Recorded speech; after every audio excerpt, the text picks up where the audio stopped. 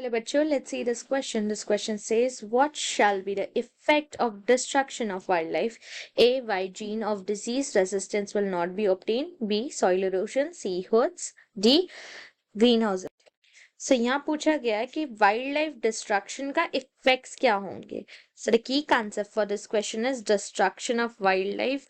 Wild life destruction मतलब क्या होता है? वाइल्ड लाइफ मतलब इस कोई भी लिविंग ऑर्गेनिज्म जो इस अर्थ पे एग्जिस्ट करता है. सो ऐसा स्पेसिफिकली कोई इसकी बात नहीं हो रही, कोई फॉरेस्ट की बात नहीं हो रही, पूरा वाइल्ड लाइफ जो टेरेस्ट्रियल, एक्वेटिक और एरियल आता है इसके अंदर.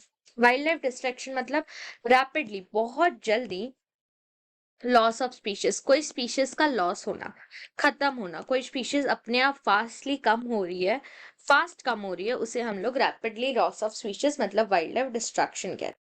लेकिन अगर कोई स्पीशीज लॉस हो गई तो सबसे बड़ा डिस्ट्रक्शन मतलब सबसे बड़ा इफेक्ट उसका क्या होगा?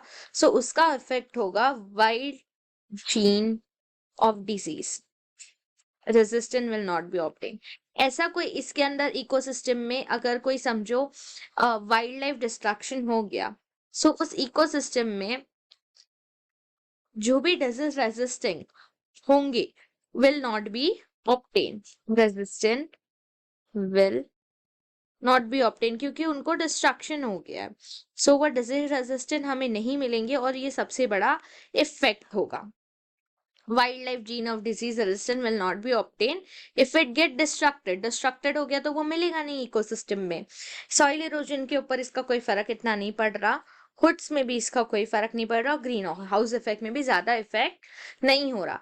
लेकिन स्पेसिफिकली इसका सबसे ज्यादा इफेक्ट कहाँ होता है? तो वो होता है जीन्स में. White genes disease resistant will not be obtain. और फाइनल तो यहाँ पे our final answer is option A. White gene of disease resistant will not be obtained. Hope you understand it well. Best of luck.